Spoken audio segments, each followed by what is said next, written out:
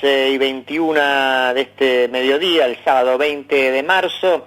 Les había prometido una segunda entrevista en el día de hoy. Ella es magíster en Relaciones Internacionales y candidata a diputada nacional por la ciudad por el espacio de cristianos en el justicialismo dentro del partido Principios y Valores que lidera Guillermo Moreno. Su nombre es Gretel Ledo y está del otro lado de la línea. Gretel, buenos días, Dante Palma te saluda. Buenos días, Dante. Bueno, muchas gracias por la invitación. No, por favor, gracias a vos por darnos estos minutos. Gretel, bueno, varias cosas quería, por un lado aprovechar tu perfil de analista y después por otra parte, por supuesto, preguntarte por la candidatura, que sé que hace algunos días hicieron la presentación oficial. Pero, hay sectores, y vos corregime si no lo ves así, pero hay sectores que tanto por izquierda como por derecha empiezan a poner atención en lo que desde hace algunos años ya se conoce como la Agenda 2030, que sería una agenda impuesta por lo que estos sectores, llamarían como un avance, una agenda globalista que pasaría por encima de las soberanías nacionales. Yo te pediría en tiempos de radio, porque sé que es complejo, si vos pudieras explicar brevemente de qué se trata esta Agenda 2030 y cuál es la posición que vos tenés al respecto. Bueno, se trata nada más y nada menos que un mega plan, una mega estructura, un andamiaje, si se quiere, normativo, jurídico, con implicancias políticas y fundamentalmente sociales drásticas, que implican una reconversión o transformación para llegar al loable mundo mejor, ¿no? Ese es el gran lema, llegar a un mundo mejor. Ese mundo mejor es un mundo, en palabras de aquellos que gestaron este ideario, más inclusivo, desarrollado, con una protección ambiental con estándares mucho más altos. Recuerden todo lo que fue el Acuerdo de París, todo lo que implican las implicancias de desarrollo de disminución de la huella de carbono, y todo lo que implica la reconversión en materia energética. Hay una transformación que implica alinear el sistema productivo convencional a esos estándares altos de protección ambiental. Desarrollo tecnológico también, se viene todo lo que es la industria 4.0 y se viene toda una reconversión que, por supuesto, cada uno de estos ítems que están englobados en 17 objetivos con 169 metas para llegar a ser materializadas de aquí al 2030. Al 2030 como un escenario donde los países se comprometen puertas adentro a trazar una especie de hoja de ruta, ¿no? Una especie de políticas de Estado para ir implementando. Hay una implementación donde cada país practica una especie de rendición de cuentas y llegar a un nivel de sostenibilidad donde el desarrollo presente no comprometa al de las generaciones futuras. O sea, la idea de sostenibilidad atraviesa todas las áreas, todas las materias, que es un poco lo que ya se viene viendo, no solamente en esta gestión de nuestro gobierno actual, sino también en la gestión anterior, en la gestión de Mauricio Macri, que ha abrazado esta idea de Agenda 2030. Lo paradójico es lo que se lleva puesto, ¿no? Como recién estabas mencionando, Dante, y está vinculado justamente a la soberanía política, está vinculado a la independencia económica. Si estamos hablando de un mega proceso donde interviene una serie de alianzas para lograr alcanzar estos objetivos, de acuerdo al objetivo número 17, los ODS, que son Objetivos de Desarrollo Sostenible, reza la necesidad de trabajar en el fortalecimiento de alianzas donde intervienen fundaciones, ONGs, y hay una especie de ecosistema, por decirlo de alguna manera, entre el sector público y privado. En ese ecosistema tiene una gran injerencia el sector privado, que por hoy está traducido en estas grandes corporaciones tecnológicas, corporaciones financieras, en materia educativa, y también entran dentro de esta oleada, por supuesto, intereses de farmacéuticas, ¿no? Porque hay todo, un paneo que va más allá del famoso mundo mejor o mundo feliz que quieren identificar la especie de interés común para promover estas soluciones globales que de alguna manera se llevan puestas las identidades nacionales y la acción de oro y la capacidad que tiene cada uno de los gobernantes de turno para instrumentar políticas ajustadas a las realidades de cada uno de los territorios nacionales. Entonces, hoy han perimido las políticas locales, hoy han fenecido las autonomías y las autodeterminaciones de los pueblos, las raíces locales, las definiciones de agenda de parte de los soberanos, que me refiero al único soberano que es el pueblo, y los gobiernos de turno se han tornado una especie de marionetas o implementadores de agendas foráneas. Entonces ahí sí es donde corre vuelo la famosa noción de traidor a la patria, ¿no? Aquel gobierno que literalmente implementa una estrategia donde se ha declarado la defunción de los gobiernos y los estados-nación, ¿no? Entonces, esa reorientación y esas reformas, donde se ponen de acuerdo en una reconversión, dejan de lado no solamente las independencias, sino el trabajo convencional. Si estamos hablando de una reconversión en materia laboral, y fíjense la gran brecha digital o la falta de capacitación y expertise, que no solamente sucede aquí en Argentina, en todo Hispanoamérica en general, vemos, digamos, un atraso, por supuesto, porque para poder implementar una reforma, eso es lo que nos está diciendo el gobierno. Eso es lo que no está diciendo. No quiero hablar de este gobierno, podemos hablar de Macri, es lo mismo, o sea, porque como dijiste bien, Palma, recién, Dante, recién hablaste, acá no se trata de ideologías, acá hay otro tipo de batalla, es una batalla cultural, ¿no? Es una batalla por imposición, primero la implosión, digamos, de las estructuras convencionales y después la imposición de un relato único. Ese relato enmarcado ha determinado que hay problemáticas globales que requieren soluciones globales. Y así se ha desarrollado el famoso capitalismo inclusivo, capitalismo entre partes, la encíclica del Vaticano, Fratelli Tutti, va en esa línea, va justamente en esa línea, donde se determina que hay que democratizar los organismos internacionales en palabra del Vaticano. Entonces, con ese afán de la democratización de los organismos internacionales, se quiere tener de una buena manera, como quien dice, el accionar de organismos que están con una jurisdicción en términos legales fuera del territorio nacional. Así como uno decide, cuando entabla un litigio, establecer que la competencia está digamos, el tribunal, la Corte, digamos, de esencia nacional, aquí Corte Suprema de la Justicia de la Nación, tribunales competentes, bueno, acá se está literalmente transfiriendo la competencia legal en tribunales foráneos. Y esos tribunales foráneos hoy son nada más y nada menos que justamente Naciones Unidas.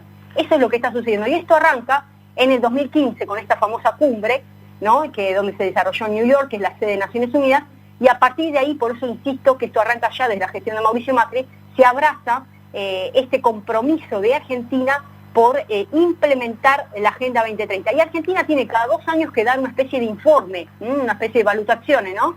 Sí. Sobre cómo va implementando. Y aquel país que no hace bien los deberes no recibe financiamiento, ¿no? Y eso es lo que le pasa hoy a nuestro país. Lamentablemente el gobierno de turno no lo está diciendo, pero ya no estamos hablando de demonizar al FMI o el lastre que nos dejó la gestión económica de Mauricio Macri, sino que si vamos a repartir galletitas, repartamos para todos. También vamos a repartir esta galletita, ¿no? La actual.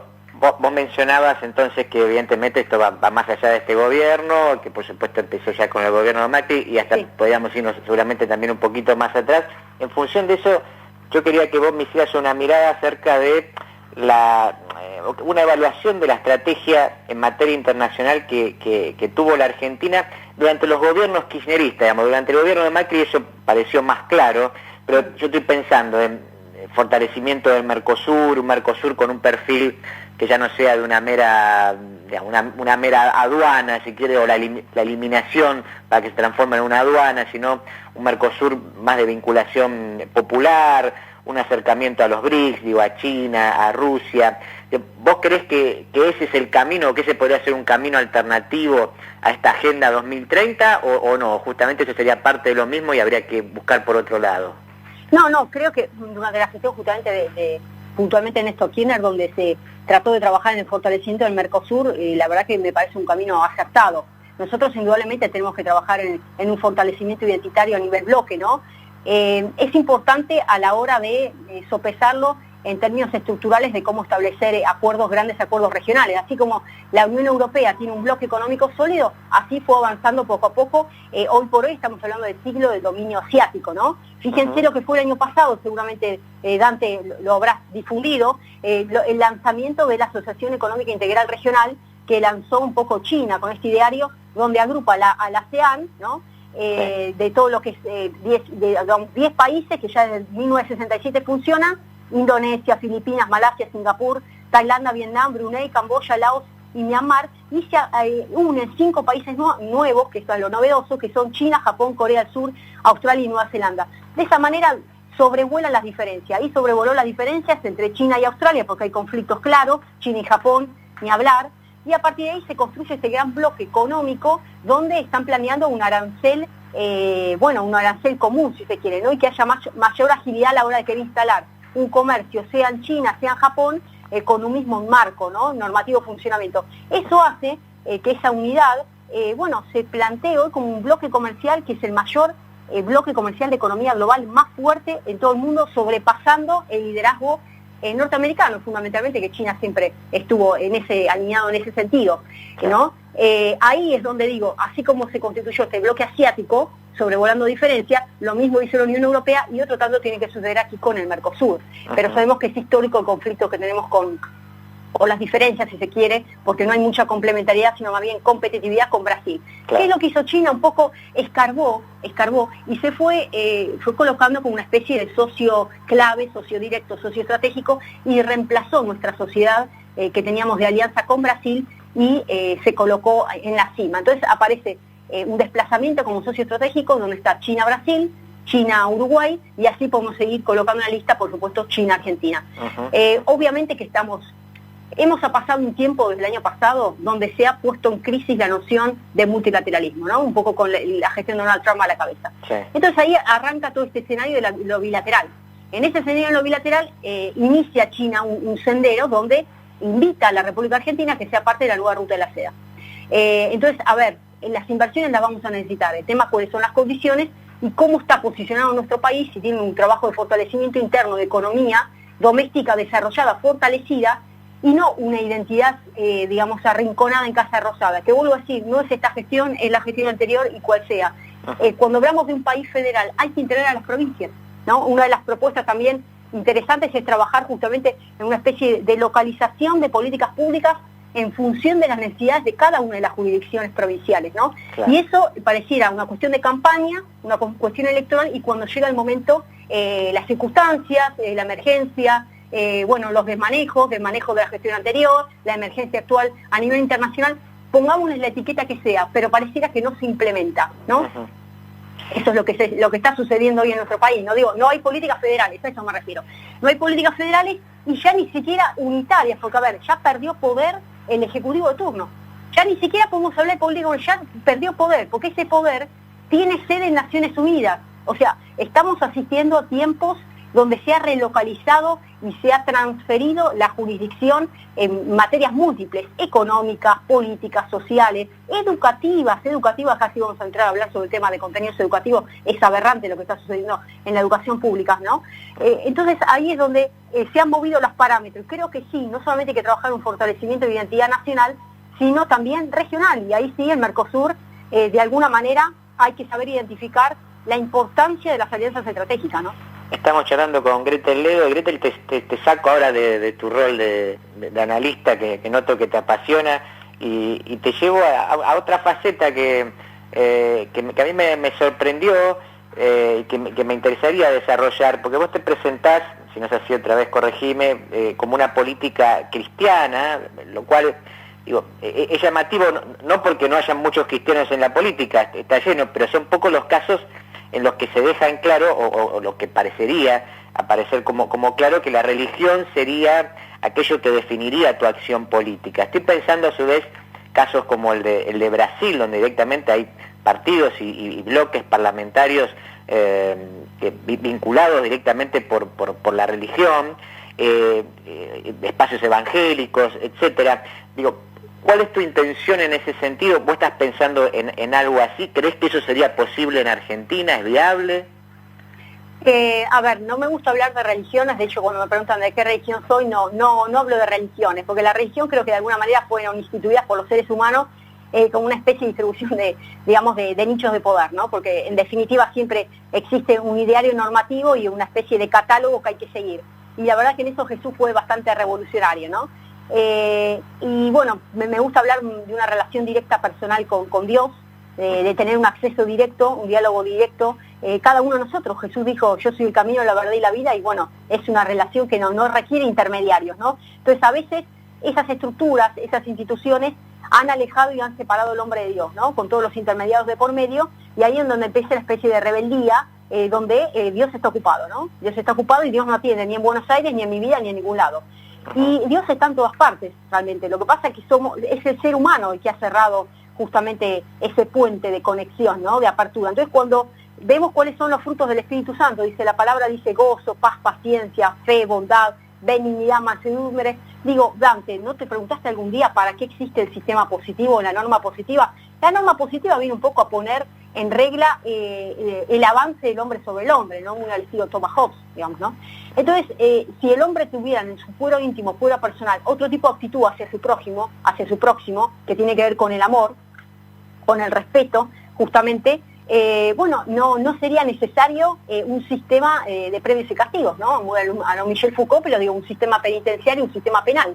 Entonces, digo, la esencia cristiana, la esencia que tiene que ver con la fe, tiene que atravesar todas las aristas. Y yo con esto no quiero decir que hay que poner un gobierno donde se meten todos los sectores de las iglesias gobernando un país. ¿Por qué no? Porque la iglesia está ocupando un lugar específico que tiene que ver con llevar el evangelio y la política es la política, ¿no? Pero, ¿qué pasa? Cuando uno hace de la vida, digamos, un diario de fe constante, eso permea en todas las áreas de tu vida, no hay un compartimento estanco. No es que yo soy buena cristiana un sábado, un domingo, porque hago buenas obras, doy limosna, me congrego o le doy un saco a un pobre. Eso no te garantiza el acceso al cielo. Entonces, si vos tu actitud cristiana lo llevas a la política, donde sabés la importancia de no robar, de guardar la palabra empeñada, que es el pacta sunt servanda, de no ser una persona corrupta, de ser una persona intachable, porque vos no le debés el respeto al pueblo, vos le debés el respeto a Dios.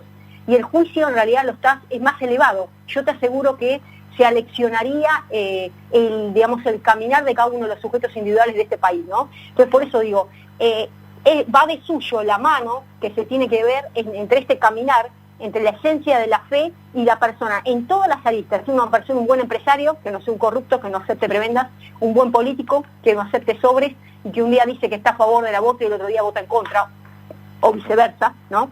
Sí, sí. Y así podemos hablar con esta famosa agenda impuesta donde prometemos que en campaña que vamos a poner de pie al país y cuando llegue el momento había un manual al lado, ¿no? Y ese manual hay que implementarlo. Y vuelvo a decir, no es este gobierno, ya arrancó desde el gobierno anterior, donde felizmente Mauricio Macri anunció el ingreso al G20, a la OCDE y demás. La verdad que el famoso mundo feliz que se daba acá con las reuniones en el Teatro Colón con toda la pompa, ¿no?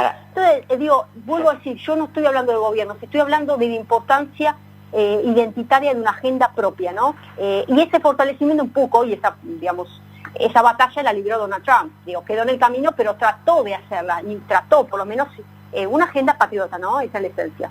Ahora, Gretel, mencionaste al pasar justamente la cuestión del aborto, y yo lo vuelvo a repetir a la gente que quizás se engancha recién.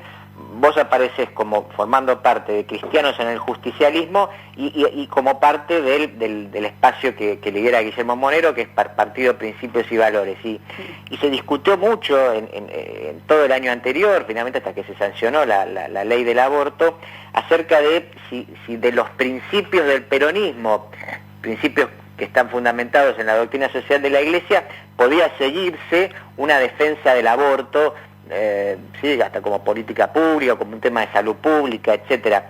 En tanto vos formás parte de un espacio que se reivindica justicialista, peronista y a su vez sos cristiana, ¿cuál es tu posición al respecto? Desde lo conceptual, si se puede derivar del peronismo una defensa del aborto. Bueno, que muy interesante tu pregunta y profunda porque como bien decís, antes se dio todo un debate el año pasado, pero en esto no hay medias tintas, ¿no? No hay medias tintas, porque vamos al punto número, estamos acá en uno de los puntos, el punto 14. El punto 14 dice, dentro de las verdades, el peronista dice, el justicialismo es una nueva filosofía de vida, simple, práctica, popular, profundamente cristiana y profundamente humanista, ¿no? Como decís vos, la doctrina social de la Iglesia. Y vamos a lo que dice la palabra de Dios en Apocalipsis, dice, prefiero que seas, tibio, que no seas, que sea frío o caliente, pero no tibio, porque al tibio lo vomitaré de mi boca. En esto no hay medias tintas, o sea, la palabra de Dios, vos sabés perfectamente, Dante, cómo es, o sea, el escenario, o estás en una vereda o estás en otra. No hay una vereda intermedia para la defensa irrestricta de la vida, ¿no? Y por eso es las dos vidas. En todo caso, no querés tener la criatura, da a luz la criatura y vamos a modificar el sistema de adopción, ¿no? Hay mecanismos para poder no estar diciendo yo decido y este es mi cuerpo, pero digo, ¿quién decide por la criatura? ¿Quién decide por nacer? Bueno, porque no tiene voz, no se expresa, entonces lo aniquilo, ¿no? Lo elimino. Entonces, esa exacerbación del hedonismo, ¿no? El famoso, vida líquida, en la cual las relaciones son fungibles. Hoy decido tener una criatura y mañana no, mañana me la quito, me saqué la criatura. Yo creo que ahí ronda la banalidad y un mundo donde ya se han roto, y volvemos a lo mismo, las fronteras, de qué es bueno, qué es malo, lo ético, lo correcto, bueno, y la esencia que tiene que ver con la defensa de la vida, porque está, digamos, dentro de lo que es la doctrina de la Iglesia, la defensa por encima de todo, la defensa y respeto de la vida. Por eso digo, no coincide y no existe un ecosistema donde pueda convivir una teoría a favor del aborto dentro del peronismo. Para mí es totalmente inconcebible, para responderte en pocas palabras, es incompatible. Y yo te hago la última, y sí, si querés, como un juego, como un experimento mental, digo, eventualmente vas a ser candidata por la capital federal, del espacio de Guillermo Moreno. ¿Cuál crees vos, digamos, que sería tu primera, digamos, tu primer proyecto? ¿Qué tipo de ley crees vos que sería la necesaria como para que vos pongas todo el énfasis y que marque, digamos, un poco la línea de lo que sería tu gestión? Bueno, en realidad tengo tres puntos fuertes, pero por un lado sí estoy preocupada por la ausencia de políticas públicas con foco en situaciones locales, o sea, la localización y la ubicación de políticas públicas con una agenda patriota nacional con foco en provincias, ¿no?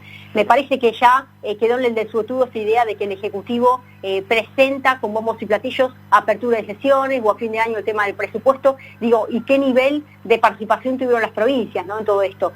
Creo que hay que realmente empezar a trabajar en un Ejecutivo nacional que simplemente administre o, digamos, sea una especie de coordinador de una agenda que tiene que llevar las provincias. O sea, creo que hay que darle un foco principal, porque nada más que las jurisdicciones provinciales son las que saben las necesidades estructurales económicas, bueno, y el trazado, digamos, de políticas claras, ¿no?, en cada una de las provincias. Trabajar también fortalecimiento de bloques regionales al interno del país, eso es fundamental, con marcas propias, sellos propios, sellos identitarios a la hora de poder exportar también productos específicos de acuerdo a las regiones, y trabajar también en un plan de desarrollo armonioso en todo el territorio nacional, donde si hay alguna región que tiene una cierta falencia estructural, bueno, exista esta convivencia, si se quiere, y esta complementariedad de una región hacia otra para que sean económicamente solventes todas las áreas. El foco, digamos, a nivel nacional productivo para mí es fundamental.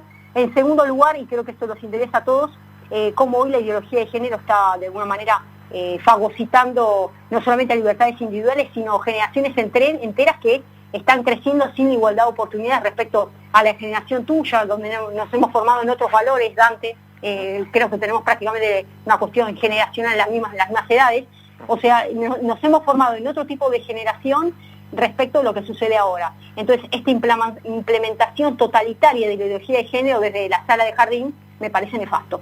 Entonces, hay cuestiones que hay que plantarse, y en todo caso que sea voluntario, ¿no?, que sea voluntario y no que se le imponga al papá y a la mamá el adoctrinamiento de parte de la criatura que entre a la escuela y perdió la patria potestad, ¿no?